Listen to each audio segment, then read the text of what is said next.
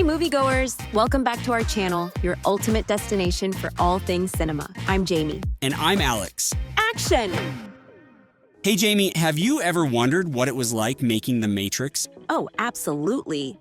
I read somewhere that the Wachowskis pitched the idea to Warner Brothers with an extensive 600-page storyboarding presentation. Can you imagine that? No kidding, they really had a vision, and did you know they had a pretty modest budget to start with? I think it was around $63 million. But they sure made every dollar count with those groundbreaking special effects. Yeah, the bullet dodging scene alone was revolutionary. I heard it was one of the first uses of bullet time technology, where they used a bunch of still cameras to create that slow motion effect. It's so iconic now. Right? And speaking of iconic scenes, remember the rooftop helicopter rescue? That was one of the most complex sequences. They even had to use a specially built set for the building's edge. That's insane. And Keanu Reeves was so dedicated. He had neck surgery just before filming started and still did most of his stunts. Such a trooper. Totally. Carrie-Anne Moss was pretty impressive too. She twisted her ankle during one of the training sessions but kept going because she didn't want to lose her role as Trinity. What a champ. And Lawrence Fishburne as Morpheus. He brought such gravitas to the role. He did a lot of his own fight scenes too. The training regimen they went through must have been brutal. Oh, it was. They trained for 4 months with martial arts choreographer Yuen Wu-ping. I read that he initially didn't want to do it, so he asked for an absurdly high fee, thinking they'd refuse, but they agreed. Classic. And the cast wasn't even familiar with martial arts before that. But by the end, they looked like pros. It really paid off on screen. Definitely. And let's not forget about the box office success. It grossed over $460 million worldwide. Such a huge return on investment. Massive. It was a game changer for sci-fi films. And the cultural impact was huge too. The whole red pills, blue pill thing became part of pop culture. For sure. I also love the little Easter eggs and references throughout the film. Like, did you catch that the names of the ships and characters often have deeper meanings? Morpheus is the god of dreams in Greek mythology, which is pretty fitting. Yeah, and Neo being an anagram for one was a neat touch. Also, Tank and Dozer being the only characters not connected to the Matrix is interesting. Their names are more grounded compared to the others. Oh, that's a good point. And speaking of names, the Nebuchadnezzar, their ship, is named after a biblical king known for his dreams. The Wachowskis really packed a lot of layers into the film. They did. And did you ever hear about the bloopers? Like the one where Keanu Reeves accidentally knocked out Hugo Weaving during one of their fight scenes? They were so committed. Oh, I remember that. They both laughed it off and got right back into it. Just goes to show how intense the filming process was. Absolutely. And it's funny thinking about how different the film could have been. Like, Will Smith was originally offered the role of Neo but turned it down to do Wild Wild West instead. Yeah, it's wild to think about. I can't picture anyone but Keanu as Neo now. He just brought that perfect mix of vulnerability and badassery. Agreed. And let's not forget about the music. The soundtrack was epic, from Rob Dougan's Club to Death to Rage Against the Machine's Wake Up playing during the credits.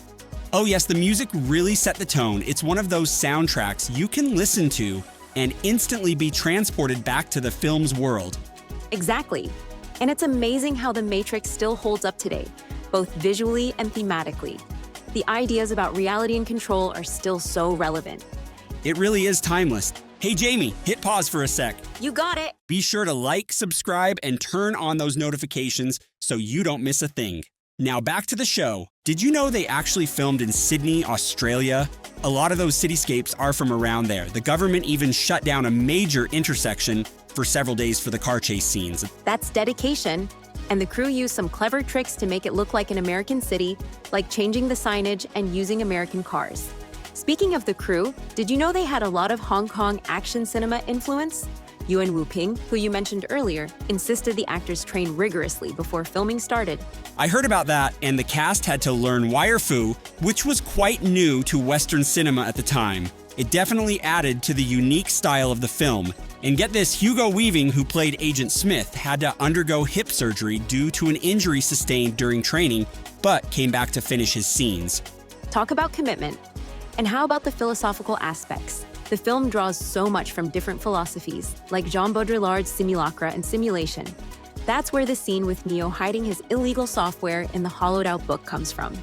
Oh yeah, the film is a treasure trove of philosophical and religious references. The idea of questioning reality and the nature of existence is woven throughout.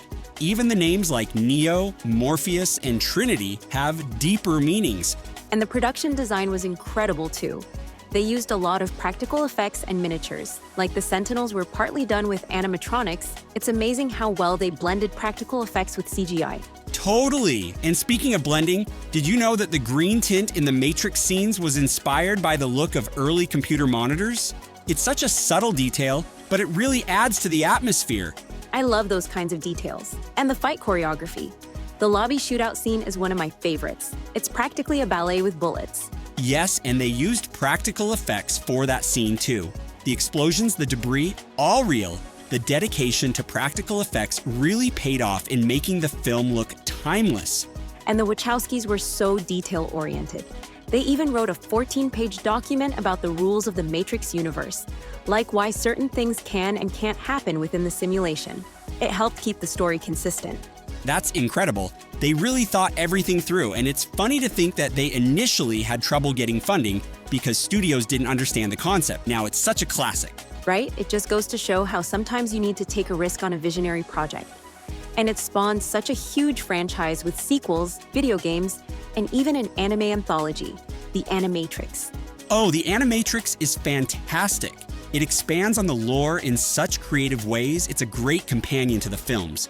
Definitely. It's one of those rare cases where the expanded universe actually adds depth to the original story, rather than just being a cash grab. Agreed, and it's interesting to see how The Matrix has influenced so many other films and media. The impact on action choreography, visual effects, and even storytelling is undeniable. Absolutely. It set a new standard for sci-fi and action films.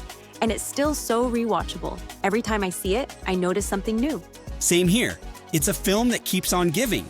I think we should definitely plan a rewatch soon. Maybe even do a marathon of the whole trilogy. I'm in. That sounds like an awesome plan. Let's set a date and make it happen. Great! Can't wait. It's always a good time to revisit The Matrix.